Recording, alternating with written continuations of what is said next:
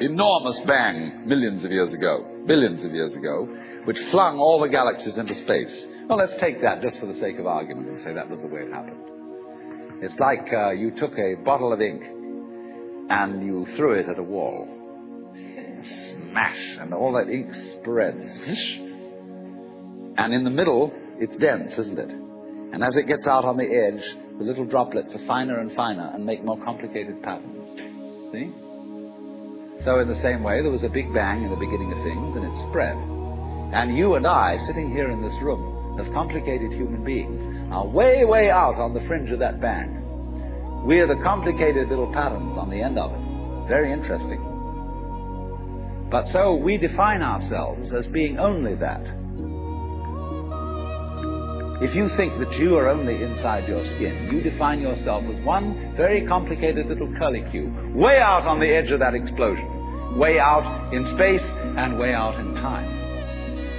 Billions of years ago, you were a big bang. But now you're a complicated human being. And then we cut ourselves off, like this, and don't feel that we're still the Big Bang. But you are. Depends how you define yourself. You are actually, if this is the way things started, if there was a Big Bang in the beginning, you're not something that is a result of the Big Bang. On the end of the process, you are still the process. You are the Big Bang, the original force of the universe, coming on as whoever you are. So then, let me connect this with the problem of birth and death, which puzzles people enormously, of course. Because in order to understand what the self is, you have to remember that it doesn't need to remember anything. Just like you don't need to know how you work your thyroid gland. So then, when you die, you're not going to have to put up with everlasting non-existence, because that's not an experience. A lot of people are afraid that when they die, they're going to be locked up in a dark room forever. And sort of undergo that. But one of the most interesting things in the world, this is a yoga, this is a way of realization. Try and imagine what it will be like to go to sleep and never wake up. Think about that. Children think about it. It's one of the great wonders of life. What will it be like to go to sleep and never wake up? And if you think long enough about that, something will happen. You will find out, among other things, that it'll pose the next question to you. What was it like to wake up after having never gone to sleep? That was when you were born.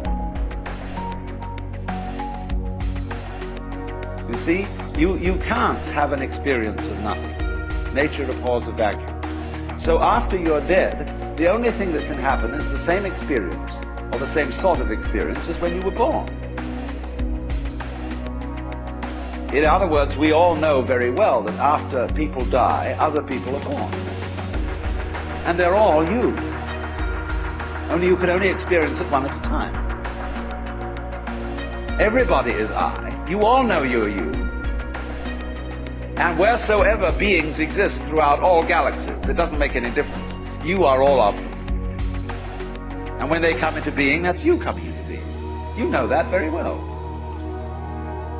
Only you don't have to remember the past. In the same way, you don't have to think about how you work your thyroid gland or whatever else it is in your organism. You don't have to know how to shine the sun. You just do it. Like you breathe. Doesn't it really astonish you that you are this fantastically complex thing? And that you're doing all of this and you never had any education in how to do it? You never learned, but you're this miracle?